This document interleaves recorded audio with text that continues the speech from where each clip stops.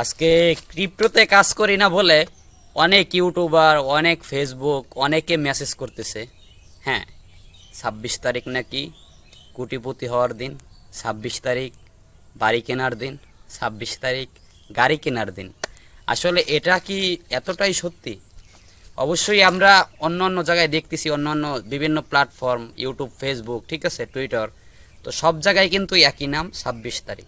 26 তারিখ কী হতে চাচ্ছে? এখন মূলত কথা হচ্ছে 26 তারিখে যারা হ্যামস্টার খেলতেছে, এটা কিন্তু একটা বট, ঠিক আছে, বট গেম যেটা আর কি টেলিগ্রামে।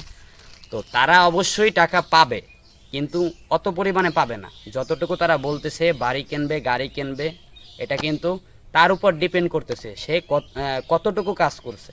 এখন সে যদি অল্প কাজ করে তাহলে সে অল্প পাবে, ঠিক আছে। ধরুন আমরা একটা উদাহরণ দিই, একটা লোক যদি সারাদিন কাজ করে তাহলে কিন্তু তাকে ফুল বেতন বা হাজিরা দেওয়া হয়। এখন যে লোকটা অর্ধেক কাজ করে তাকে কিন্তু অর্ধেক হাজিরা দেওয়া হয়। এটা কিন্তু সেরকমই, এটা একটা ইভেন্ট ছিল। তো যারা যারা কাজ করছে এখন পর্যন্ত, মনে করেন প্রথম থেকে শেষ পর্যন্ত, তারা একটা ভালো প্রফিট জেনারেট করতে পারবে। এজন্য অনেক অনেক অনেক অনেক ফেসবুক, অনেক অনেক ইউটিউব থেকে আমরা শুনতে পাইতেছি বাড়ি করবে, গাড়ি করবে। এরকম কিছুই হবে না, তারা অল্প পাবে, অল্প প্রফিট পাবে। এটা হচ্ছে আমার কথা না, এটা হচ্ছে হ্যামস্টারের কথা। তো সেটা আমি যদি ডিপেন্ড করি এই কথার উপরে, তাহলে আপনারা অবশ্যই কাজ করতেছেন।